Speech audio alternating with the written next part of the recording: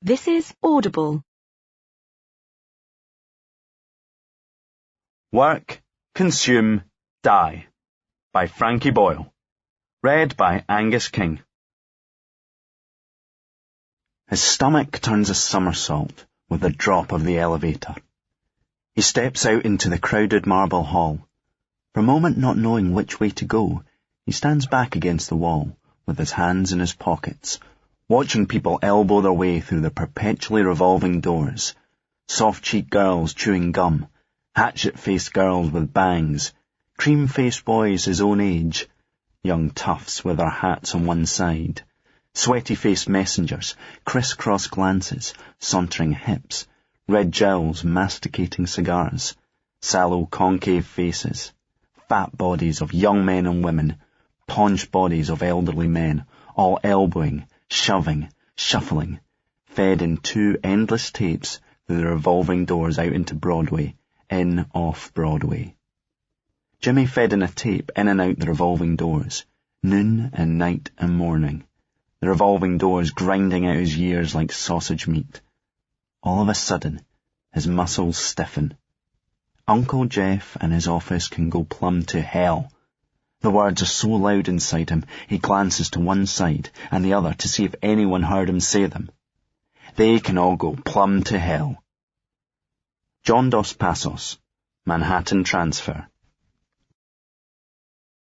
If rape, poison, dagger, and arson have not as yet adorned with their pleasing artistry the banal canvas of our piteous destinies, it is, alas, because our soul lacks boldness.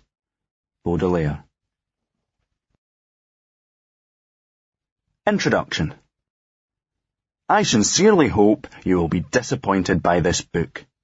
To disappoint, anger, and dismay has always been my ideal. Of course, I've made the book a fairly commercial collection of light-hearted topical comments. This is so I can dismay you further by pocketing a huge advance and spending the rest of my life surfing, reading crime thrillers, and fucking. If I had it my way, this book would be an impeccably researched novel about the friendship between Tom, a young white boy, and Jefferson, an old black gardener, set in turn-of-the-century Mississippi. It would possess an air of complete authenticity. The old gardener would have an encyclopedic knowledge of herbs and their uses, but he would be an illiterate and solitary curmudgeon. He would heal the boy's broken arm with a poultice, and later save his little brother from dying of a fever. Young Tom would convince Mr. Bridges, his schoolmaster, of the gardener's gifts, and together the three of them would start to write a herbal encyclopedia. The three protagonists would come from very different worlds, so there would be a lot of conflict, but also a lot of wry humour and wisdom. After the first 50 pages, the reader would wonder what kind of follow-up this was to the jokey autobiography of a panel show contestant. After 100 pages, they would be completely drawn into the world of Tom, Jefferson, and Mr. Bridges. After 150 pages, they would be nervously wondering whether Tom's stepmother could really have been so spiteful as to burn the manuscript. For the final 50 pages, I would have a description of old Jefferson surprising Tom in a hay barn, and the two of them having brutal, unprotected, consensual sex. As he fucked the boy, he would scream about how he didn't give a shit about plants. Perhaps in modern words, because he was a time traveller or something. His cock would grow to a fantastical size within the boy, and glow and hum like a lightsaber. The boy's arsehole would start to talk. I clench and unclench, just like a vagina. It would note cheerfully in poor French. Perspective would shift jarringly to a microscopic civilization that lived in the hay under Tom's face. They would be a poetic, romantic people for whom time moved incalculably slowly. Tom's face would have hung in their sky like the sun for millennia before old man Jefferson started fucking him. Its gradual change to a rictus of pain would excite and disturb the minds of their greatest philosophers. Eventually, the glowing tip of a huge black cock emerging from his mouth would cause the whole society to commit mass suicide.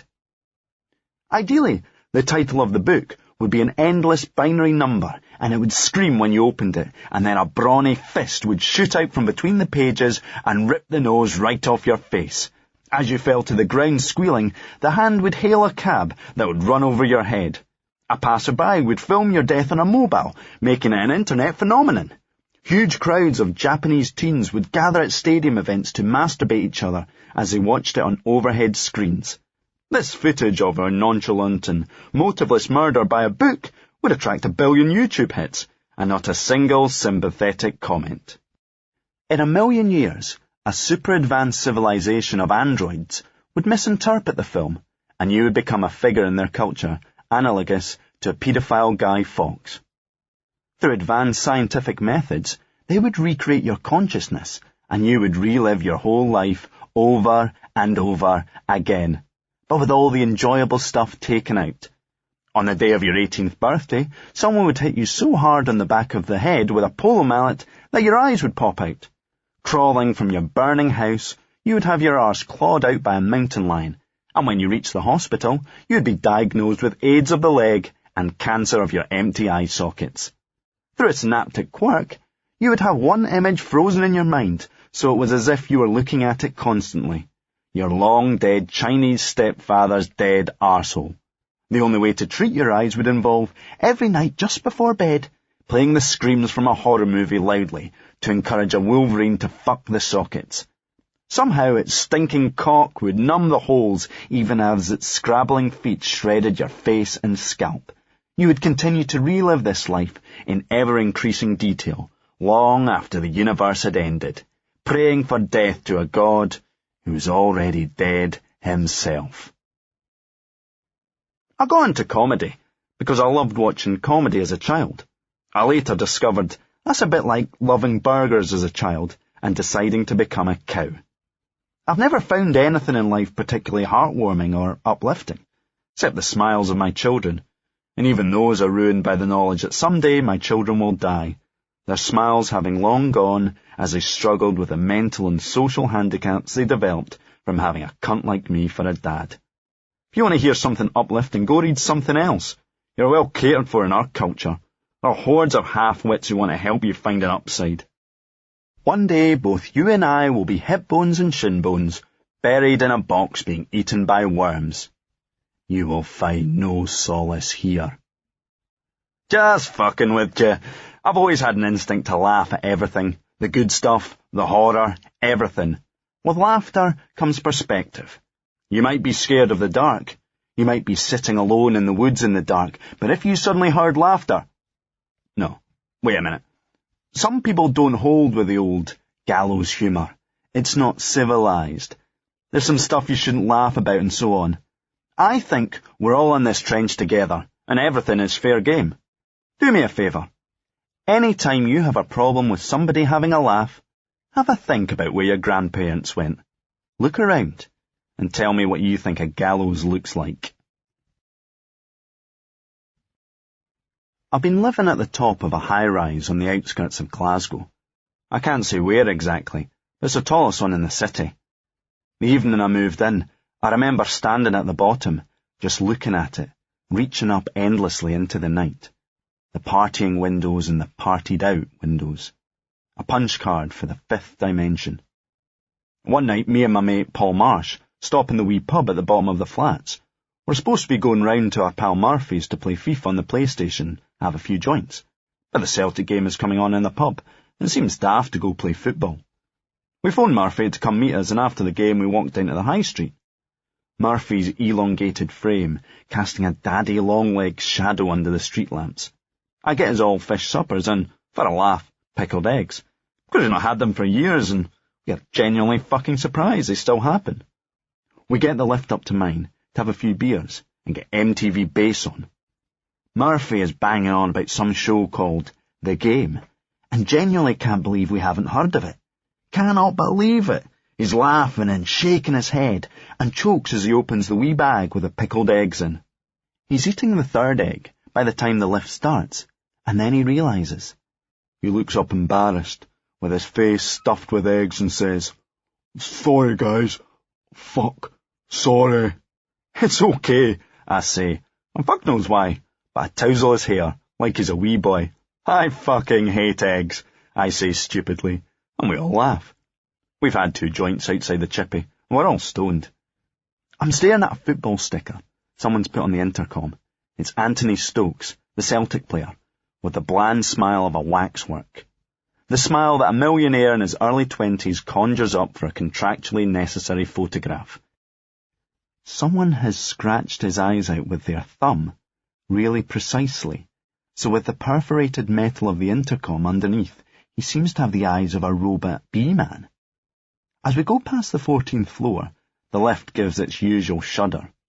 Some really bad bastards on this floor. I dig out some of those big plastic plates I have for when the kids come round. Easier to clean. My flat looks like it's been furnished at a hoopla stall, and I just think, fuck this. Fuck playing it on the portable telly again. This is nuts.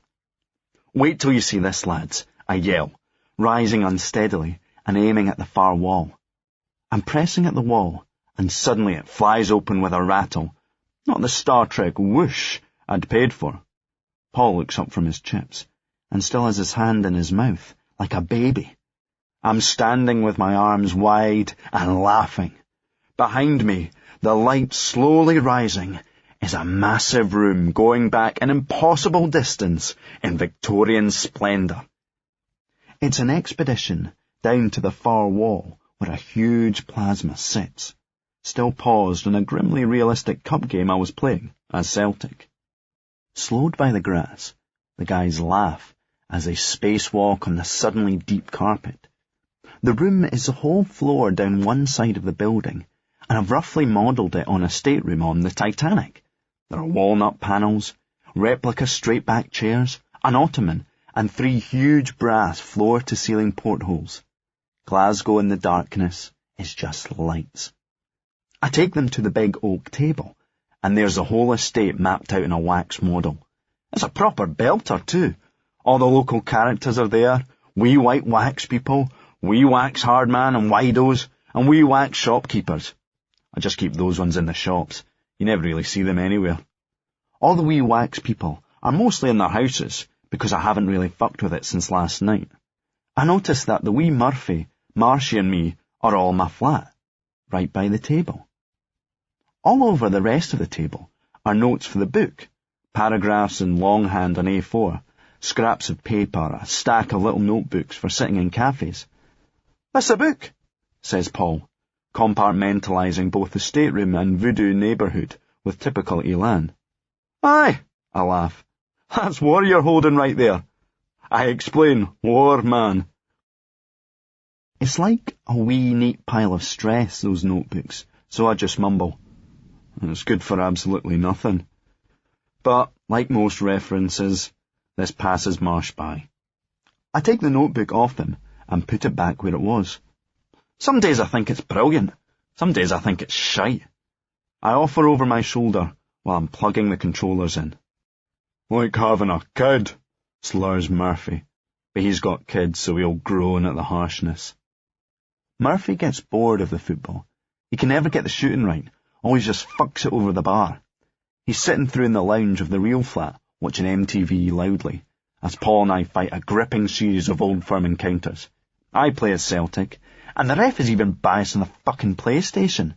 Marshy getting away with several tackles Frank Miller's Batman would have been proud of. I wake Murphy up when I'm going to bed, and he phones a cab. As I'm saying goodnight to Paul, I notice the wee light flashing on my laptop. David Murphy doesn't even know any porn sites, and has just pishedly typed the word groped into Google. I go into my room and start the big stretching session I always have before bed. No matter how long I do, my legs always ache when I get up. "Telegram from Mr. Death. He's sorry he can't be with you right now. Telegram from Mr. Death." I'm in the middle of a confused dream where I'm married to a Muslim woman who won't let me fuck